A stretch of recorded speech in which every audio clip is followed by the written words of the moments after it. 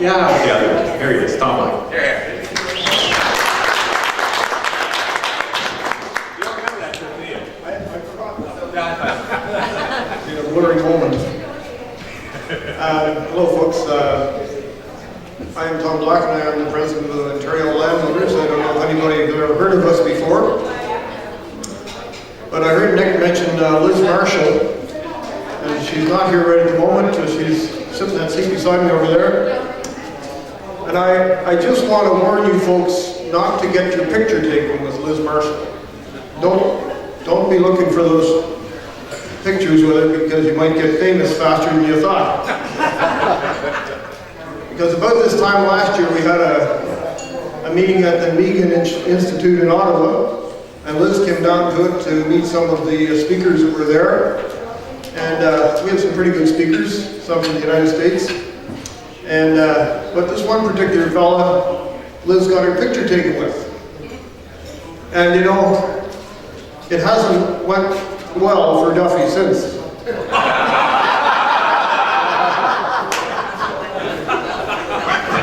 So beware of Liz's pictures.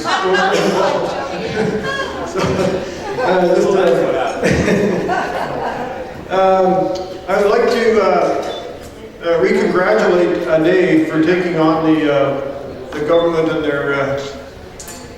their interference in negotiations, I would say, in the Presto card, and recognize Dave for the kind of commitment and risk he's taken, because that is a huge thing to take on, just unbelievable thing to take on. And also to congratulate Tammy Hart for taking on councils. And I really do believe there should be no in-camera meetings. This is it's absolutely public decisions. These are made for the public by our elected representatives. There should be no in-camera decisions made, and I think we should talk to Mr. Watson about that one. Yes. When you can get a budget to go through in a link without even having a conversation about it, there's something wrong. I know this is not about the French language issue, or the OLA is more about property rights, but it all goes to property rights in our opinion, and it's not only our opinion, it is in the law as well, is all personal rights and freedoms are hinged on property rights. And we had a person from BC. Now that we're sort of spreading out to BC, Nick was out a couple of months ago and took our message to them out there. And we had some information sent to us from Australia. Somebody in BC had got a hold of a paper done by Len Harris, and he's a senator in Australia. And he did this paper back in 2004. I'm just going to read you a little bit of something I wrote about it. And Senator Len Harris from Australia. Can everybody hear my mumbling? Yeah? Yeah. No. I'm not asking Bob Brown. Back in 2004, his words were amazingly similar to what the OLA has been preaching for these past few years. He spoke about how the people of Australia were losing their property rights ever so gradually. To describe the method, he coined the phrase, the inevitability of gradualism. Meaning that like the frog in the pot of water over a fire that is gradually brought up to temperature, he is cooked before he knows it, unaware that the temperature was changing. Now, we're trying to warn the people, and in here I said the frogs, and I didn't mean that derogatively, because we are the property owners, and my wife said I probably shouldn't have used that word in this context here, but it wasn't intentional, I'm sorry. We are the property owners that are getting our feet warmed up gradually, and they're taking away our rights. The cause of this creeping loss of property rights was identified in such laws as were derived from the Vegetation Act. Now you remember this is Australia we're talking about here, so they're not quite the same. The Water Act, the Integrated Planning Act, And now, don't those acts sound pretty familiar here in Ontario? The Clean Water Act, the Planning Act, and the Species at Risk Act, the Greenbelt Act, and even the Places to Grow Act. Like us here in Ontario, Senator Harris recognized that politicians and courts were not even aware of this creep against property rights and were thus unable to change its direction. So in an attempt to get some solid pushback against the creep, Senator Harris went back to the founding of Australia and the issuing of the patent grants. Each patent grant was a transfer of ownership from the Crown to the original settlers, and it was stamped with the seal of Queensland, which in turn derived its power from the Great Seal of the United Kingdom. When we apply for our patent grants here in Ontario, we pay extra to have those patent grants stamped with a big red government seal, making it a valid document to go to court with. Now, Senator Harris, so that makes it that's the seal, the Great Seal of the United Kingdom coming through in our patent grants. That's the official seal. I mean, that's the deal with us, they own the property, and the Crown itself. A contract that really can't be broken unless both sides agree to it. Now, Senator Harris goes on to say that a state may make laws that affect how we interact with the rest of the country, but it cannot override any of our rights that were written in the patent grant contracts. To describe the flow of power, Senator Harris compared the patent grants to the headwaters of a river that, starting in the mountain at a little spring, flowed downward with tributaries joining in along the way. Even large rivers may join in on the way to the ocean, but, he pointed out, none of these rivers can ever rise above the little spring. The little spring where it had its original source. This, of course, is the same as all the laws that are created through time regarding property. No matter how legitimate it may sound, a law is not valid if it conflicts with the original contract that it came from.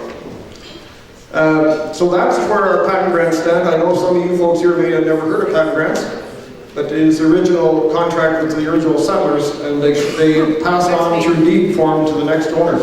Yeah. Another little quote that was in that article was a judge saying, "Guard your rights." A report by David Wren, News 7, June 2003. High Court Judge Michael Kirby has made an impassioned plea for Australians to be vigilant about their constitutional rights. Rights, he said, were denied prisoners held by U.S. authorities in Cuba and Guantanamo Bay.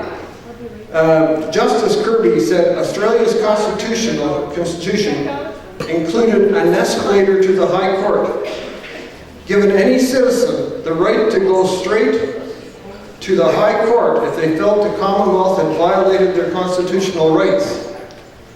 This is a vital legal protection, yet Justice Kirby expected only one Australian in 100 knew they were entitled to it.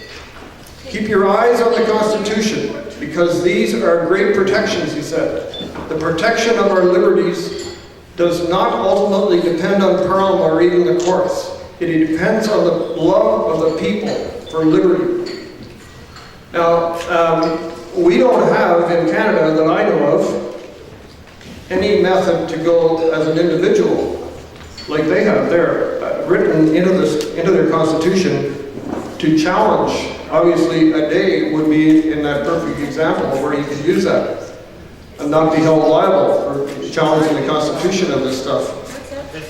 But I do believe in Quebec. They do have that ability for the people to challenge the government on a constitutional issue in Quebec and be supported by the government to do it. Now, not many people use it, but it's something that we probably should be pushing hard for, because politicians are not going to fix this. It's only the people that's going to fix it in the end.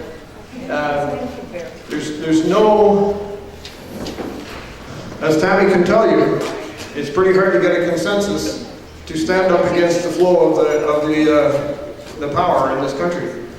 And it would be unfortunate if we stop fighting back individually to keep our rights.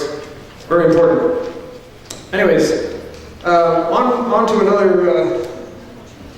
a little different subject. The OSPCA has had many run-ins with the OLA. Oh, I don't know, OSPCA, if you know what that is, it's the Ontario Society for the Protection of Animals. I said it so many times I forgot what it meant. And we're not anti-animal at all. We are very much for protection of animals. But we're also for the protection of people and their rights. And the OSPCA has stepped across those lines many times now. And we have a young lawyer that has challenged them in court on many occasions now and won on that exact reason, that they overstepped their bounds and took away people's constitutional rights. So we went to Jack McLaren, and he put a bill into the Parliament in Toronto to take away some of the power and have them be more watched over, I would say, or accountable. Couldn't remember the word. And that failed because politicians in general will not say anything against the OSPCA. There's very few of them will stand up and say anything because they don't want to be blacklisted as animal haters and abusers. So we could not do it through the political arm of that, so we are now challenging it in court. We have an OLA litigation fund, and we have made an application to the courts to challenge 4 planks of the OSPCA Act. And that will be going, that's in action now. And it'll be going into, when we get a court date from the courts, we'll be in court to challenge the right of the OSPCA to have a private police force. A private, unaccountable police force. That they now have more power